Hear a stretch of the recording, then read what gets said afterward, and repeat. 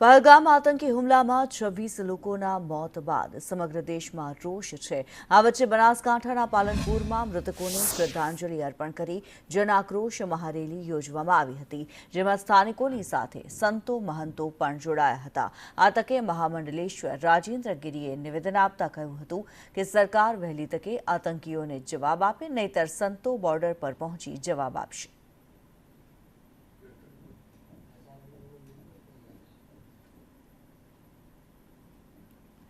ત્યારે સંતો દ્વારા મહારેલી યોજવામાં આવી હતી, જે પહેલગામ હુમલામાં મૃતકો હતા તેમને શ્રદ્ધાંજલિ અર્પણ કરવા માટે મહારેલીનું આયોજન કરવામાં આવ્યું હતું। સંતો મહંતો આ રેલીની અંદર જોડાયા હતા। મોટી સંખ્યામાં લોકો આ રેલીની અંદર જોડાયા। પાકિસ્તાનની સામે ભયંકર આક્રોશ વ્યક્ત કર્યો।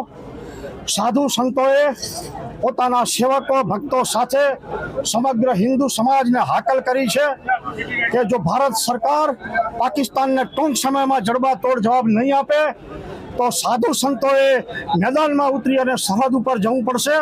એ પહેલા સરકાર જાગે। બીજી વાત એ છે કે અહીંયા ભારતમાં રહીને જેને ભારતને માતા સ્વીકારવી નથી, જેને ગાયને માતા સ્વીકારવી નથી, જેને તુલસીને માતા સ્વીકારવી નથી, એટલું જ નહીં પણ આવા નિર્દોષ લોકોની હત્યા પછી પણ એવા લોકો કે જે આતંકવાદની સાથે છે, એ પણ એક આતંકવાદનો બીજો ભાગ છે, એવા લોકોની દુકાનોના નામ પૂછી, એ માલિકોના નામ પૂછી અને જ માલ ખરીદવો